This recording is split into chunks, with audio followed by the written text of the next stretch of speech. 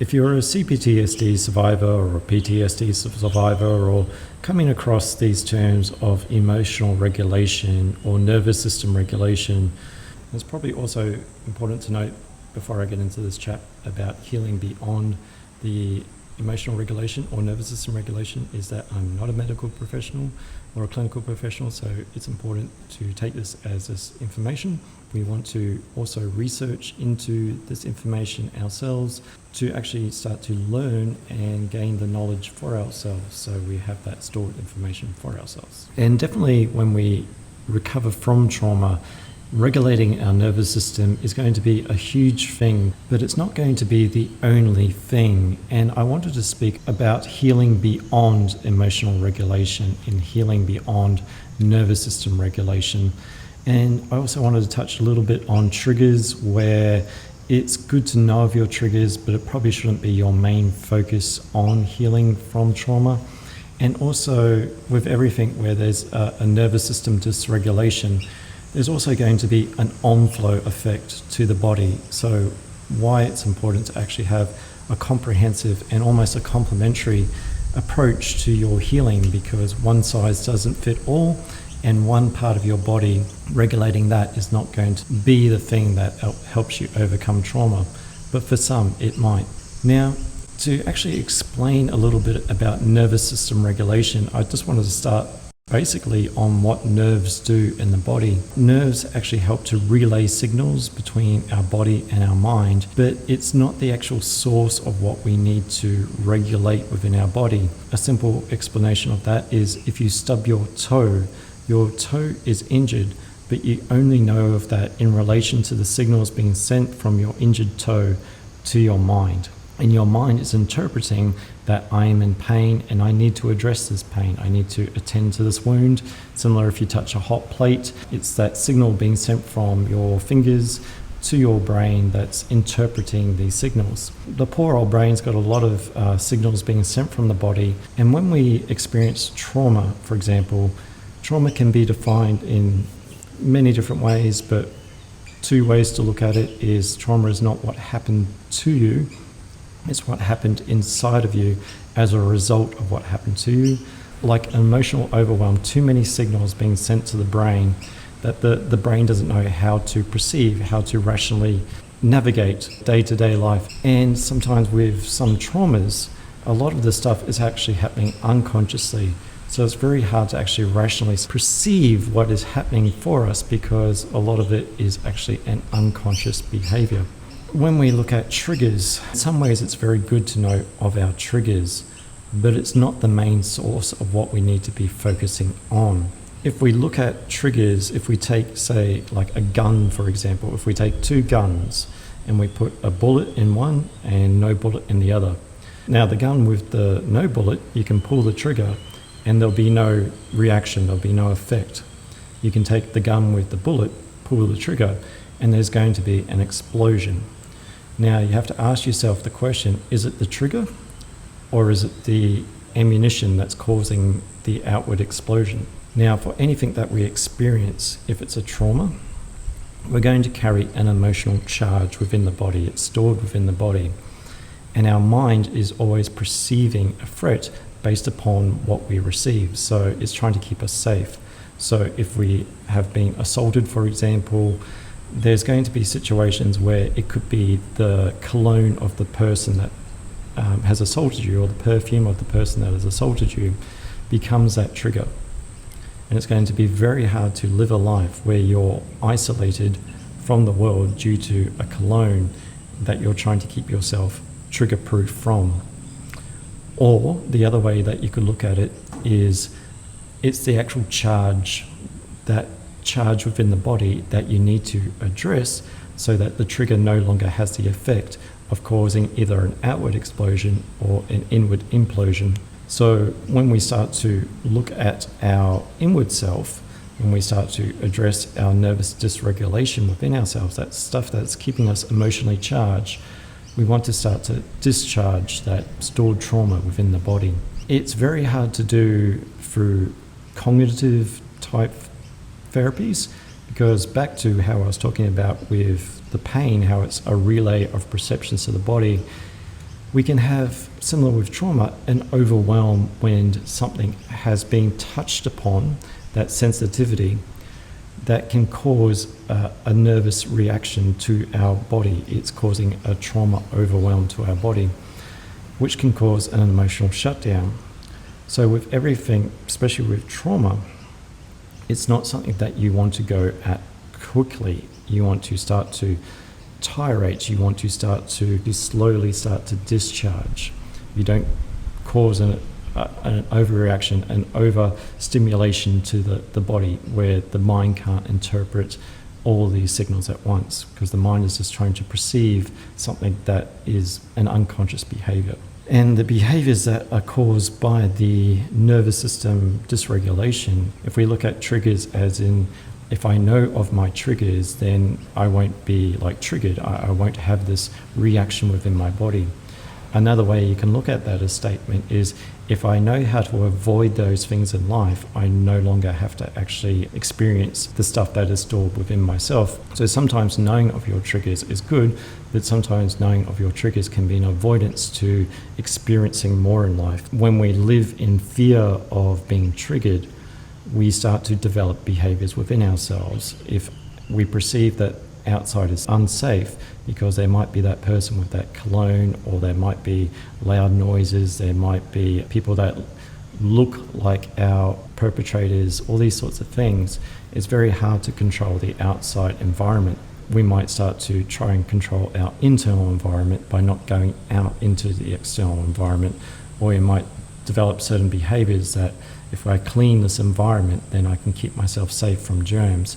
Or if I keep everyone at arm's length sort of thing by having a very abrasive nature, then no one can actually get close. Or if I shut down and be very people-pleasing, I can keep myself safe by just not having a personality, by keeping everyone else pleased. So sometimes that emotional charge of what's within ourselves is what perpetrates the behaviors.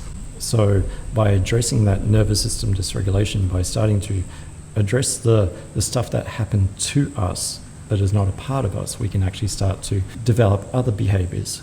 Another thing, if we're actually emotionally charged all the time, if we're always on fight, flight, freeze, or fawn, it's a very reactive type. And once again, back to the trigger, that reaction is only going to be caused because we have that emotional charge within ourselves. So if we start to down-regulate our nervous system by starting to address some of these emotions, these traumas within ourselves very slowly, because what I mean by slowly is we want to be able to integrate what is actually being processed. So if you touch upon something that is very sensitive, you just don't want to grab a hold of it as a way to actually heal it quicker. You want to be able to gently apply your healing to it so it actually can integrate and heal within its nervous system a little bit more stronger, rather than rushing at the nervous system and creating like a burnout type effect or a shutdown where it might even present as a panic attack, for example. We want to slowly discharge to integrate the process so that when we feel that we are more relaxed and safer within ourselves, because we don't feel safe in these states, we're perceiving these threats all the time. What is our mind is perceiving as a threat? What is the harm that is being relayed to us in our mind? We can actually start to become more receptive in life if we start to feel safer and calmer within ourselves. And anything where we feel safer and calmer within ourselves, that's probably a good fertile time to start developing new behaviors. Because if we only down-regulate our nervous system, it's not really going to be that thing that starts to teach you how to develop more boundaries, or how to have healthier relationships with others, or have healthier relationships with ourselves. It's merely going to be that thing that starts to turn off that very frightened state or very fearful state within ourselves. But if we're in a more receptive state, not only are we more receptive of more things in life, but we're also more receptive of learning new things and learning new behaviors. And of course, if we're always in a highly dysregulated state, really affecting our adrenal glands, it's going to be overproducing cortisol, and it might also affect our autoimmune system and even our gut. You might start to get an irritable bowel syndrome, you might start to get stomach ulcers, you might start to get things like fibromyalgia, thyroid issues, you could have lack of sleep, these sorts of things where it's onflowing not from just simply the nervous system, but the physiology of the body. So it's also something where you want to start to look at just not the effects of the nervous system, but the onflow effects of what it's had to the body. So that might start to looking at what your gut biome is. And why do I bring up our gut? Our gut is a part of our survival mechanism. It's, if we're hungry, our desire to eat keeps us alive. But it's also one of those things that if we start to suppress our emotional responses to things, we might also suppress our desire to eat. Getting things where it's not so much a healthy diet, or a healthy diet will help, but it's also addressing where we might look at some form of supplement where we might be depleted in something. So speaking with your appropriate medical people to start to address how can I bring in a more of a healthier gut biome to actually help onflow to our mood, because the other thing that's produced in the gut is serotonin. If you're hungry, for example, and you haven't eaten, it's going to affect your emotional state. You'll probably get a thing called hangry, and until you're sustained with food, your emotional state will actually start to feel better. So we also want to sustain our gut biome to get it a little bit more alkaline where it might be acidic, which also might start to affect your emotional state. And there's also the relation between the gut-brain axis. There's other things to look at where we might be holding chronic pain within our body. There is what's called myofascial release. There's exercises called trauma release exercises or tension release exercises, TRE exercises by Dr. David Pacelli, where we can start to have a myofascial release and start to get more freedom of movement in the body. Because when we are highly anxious, we're going to be holding our body in certain ways. Another way to look at that is when you are anxious, what do you tend to do? You shake, or you bounce your knee, for example. But we tend to suppress that because the outside world doesn't like us bouncing our knee because it's uncomfortable for them, basically. But that is actually your body trying to discharge stress within the body. And all mammals do it, dogs do it, they'll shake off after they've been scared, but it's their body's way of discharging trauma. Now, with all these different ways of discharging our nervous system, and as I said before, discharging our nervous system isn't going to teach us how to have healthier boundaries or how to have healthy interactions with others. If we're in this nice, healthy relational aspect where we can have a good relation with ourselves and the outside world, we're not living in fear of either ourselves or the outside world, it might be that good time to step in with a psychologist or someone that can actually help teach you those cognitive ways, because now our cognitive mind is also in a more receptive state. It's not going to be overwhelmed or have that amygdala hijack from the perceived threats that it's perceiving. It's going to be now able to have a healthy engagement with someone that's actually going to help them develop more emotional growth within themselves. But also just having a healthy regulated nervous system is also going to be healthy mirrored with our environment. So forming outside relationships with community and also being able to co-regulate with others isn't, because you might perceive that you're regulated well until you actually encounter someone that starts to, I guess, trigger in a way still stuff that needs to be processed. So having healthy co-regulations with others and having people that can help you with your growth is important. Could be just simple as things of joining groups of interest or doing things that you perceive were unsafe to actually develop new patterns of, well, that situation may have been unsafe in the past, but now I'm developing new experiences that are training my brain to actually develop new neural pathways to actually say that it's safe. And the other onflow from the effects of trauma is it can create brain damage. And brain damage in the sense of if you've not had certain nurturing in a way, or if you've not been taught certain ways, then that part of your brain is not going to be fully developed, but it can be developed through neuroplasticity.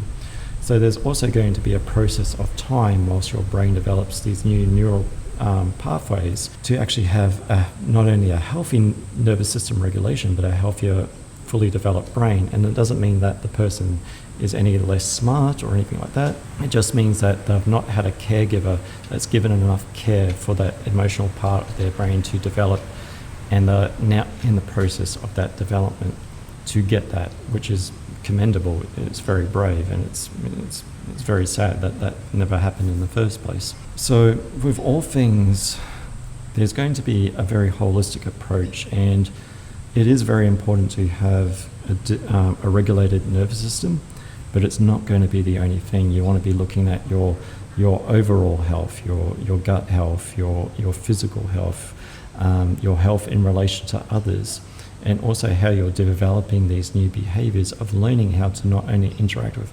yourself, but to interact with others, and how to feel good within yourself by sometimes being okay to say no to things and situations without having that internal shutdown response of I'm such a bad person based upon old experiences. So there's always going to be a little bit more than just one approach to healing trauma. Definitely, as an EFT practitioner, we work at down-regulating people's nervous system. That's all what EFT is about, focusing on that emotional stress, whilst also tapping away, having that somatic release.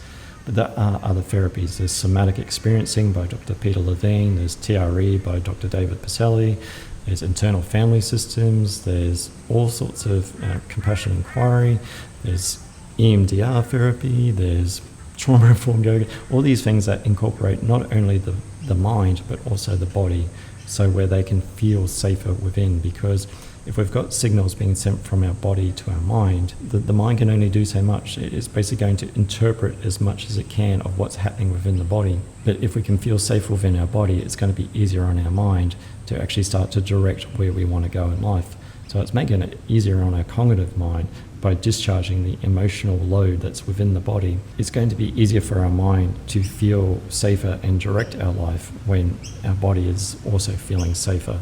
And it's also going to be more receptive to new learnings, new experiences, with a more discharged state, but also by developing new experiences within ourselves, new neural pathways, and also having a body that can sustain itself, that feels healthy within itself, to go out and express more and feel more expression, to no longer implode or explode, to no longer shoot off our mouth or not have a voice at all, but to feel comfortable and safe within ourselves. Because trauma is not what happened to you, it's a result of what happens inside of you, of what happened to you. So how about we change the result, not so much focus on the trigger, and start to feel more of our experiences in life by feeling safer within ourselves. So I'm Dion from Explosion Support Services, and I'll catch you in the next one. Bye for now.